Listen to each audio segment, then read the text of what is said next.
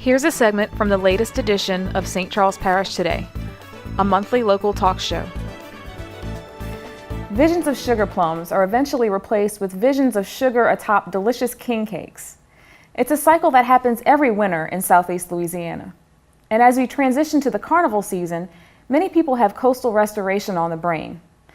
It's become a New Year's tradition here in St. Charles Parish and across coastal Louisiana to recycle real Christmas trees to help rebuild our marsh. It's a small act that can potentially have a big impact on the future of our parish and state. Today we have with us St. Charles Parish Coastal Zone Manager Earl Mathern to talk about St. Charles Parish's Christmas tree recycling program, as well as another big project with a focus on our coast. Well, thank you so much for being on the show today. No problem, Renee. So we'll start with the Christmas trees. Once someone puts their used real tree onto the curb, what happens to it and how do those trees help preserve the shoreline? Okay. The Christmas tree program is actually a project that was started by the state of Louisiana. The pilot project is actually here in St. Charles in 1987. The purpose of the Christmas trees is to create what they call brush fences. The brush fences are meant to slow down water. Okay. And what happens is the water slows down and the sediment that's trapped in that water and moving around is able to drop out. Okay. Basically, it allows the sediment that's in the water to rebuild land, rebuild shorelines, just basically slow down and get out of the water so it stops moving. When you put your Christmas tree at the curb, St. Charles Parish Public Works will pick up those trees at curbside. And those trees will be stored in an undisclosed location. It is a very tempting arson hazard to have that many Christmas trees in one place, and we have had issues in past years. Those trees are stored in that area. They're piled up so that they actually are allowed to compress for a couple of months. Okay. Just the weight of the trees compress them, and then we have a contractor come in. And the contractor takes those trees and places them in pins that we already have built. They're literally pins. They look like big dog runs. They're generally 4 feet wide and anywhere from 100 to 200 feet long. The Christmas trees sit between two wooden fences and form a barrier or a big filter, that pulls sediment out. While we're talking about picking up curbside, please remove the stands from your Christmas trees. Flocked Christmas trees, don't get upset if the garbage truck picks those up because we can't use them in the field because of the chemicals in the flocking. Please remove all the lights, take all the decorations off. We do occasionally get fully decorated trees at the curb. And it takes our contractor a lot of time to try and get all of that out. Gotcha. So we try and save all we can, but you'll help us out if you'll just remove everything. And if you use one of the big bags to get the tree out of your house, when you get it to the curb, go ahead and pull that bag off, because if it is in a bag, the garbage truck will pick it up because we don't know what's inside there. Right. Okay. Right. All right. Well, the next question on the same subject is, as far as the actual land rebuilding, how much land has been rebuilt in St. Charles Parish, and where are the projects in the parish? Okay. Through the years, there have been two major sites that the Christmas trees we used in. One was in the La Branch wetlands, and we used that site until about the mid '90s, from about '87 to almost the year 2000, I guess. We hauled more than, I think it was 150,000 trees through the years. And it was set up in a couple of different sites. One was sticking out off of a point and extending a point out into one of the ponds. That site has built about 8 to 10 acres through the years. Wow. And then there were two other sites that were open water sites. One is actually underneath a major restoration project, so it's a little hard to see because the ground is completely filled around it. But that was about a 2.5 to 3 acre island it was built.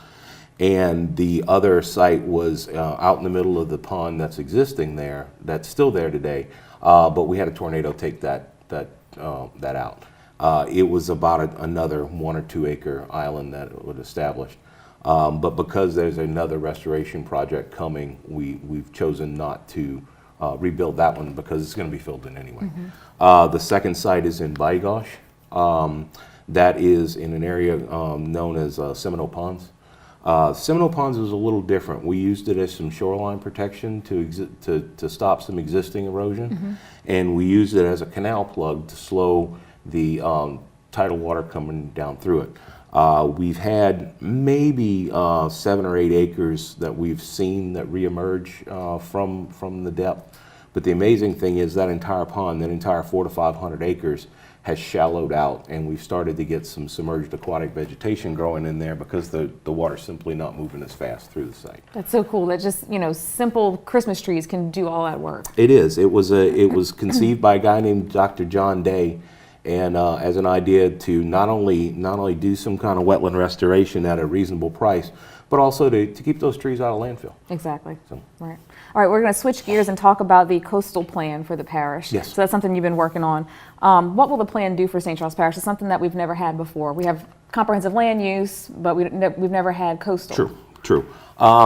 The coastal plan is actually a really long story, which I'm going to compress, and so this doesn't take 2 hours. The coastal plan, the Coastal Zone Management Program in the United States actually was approved as part of the Clean Water Act back in 1970.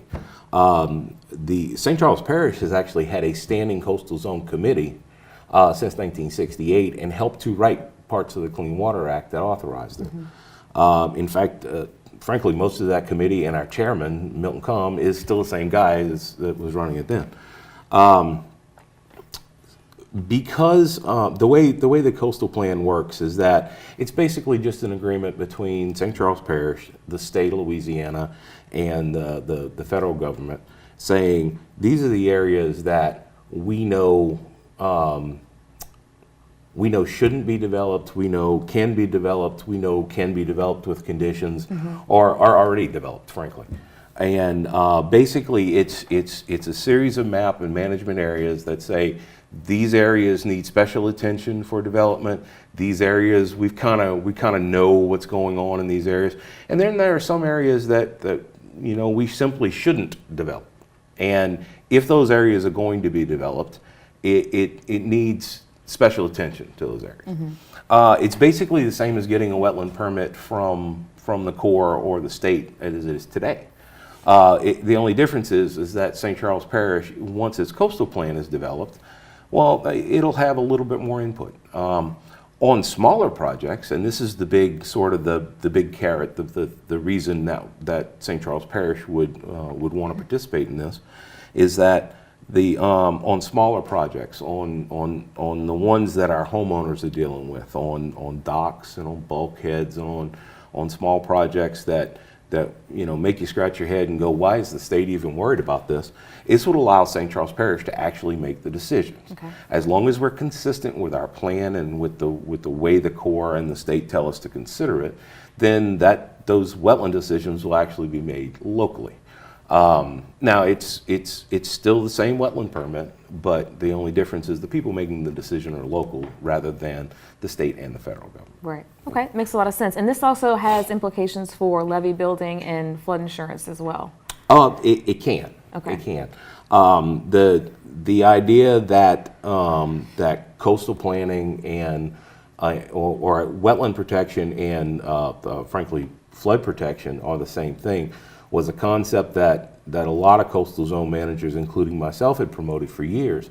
But really, no one looked at that. No one finally made the move to combine those two things until post-Katrina. And then the state went from handling levees with the Department of Transportation and handling wetlands with the Department of Natural Resources, combining that into the CPRA that became a single agency that was looking at both. The idea that when we build levees, one of the biggest problems or one of the biggest hurdles in building a levee is getting those wetland permits. And the stronger a local influence is with being able to guarantee what's going to happen on the inside of that levee, the more likely we are to obtain those permits. Now, St. Charles Parish, like I said, we had a committee since 1968, and we have been operating like an approved program since 1968. My title is Coastal Zone Management Administrator, and we conduct ourselves that way. We just don't have, we don't get the benefits. We don't get the benefit of the doubt the way an approved program will.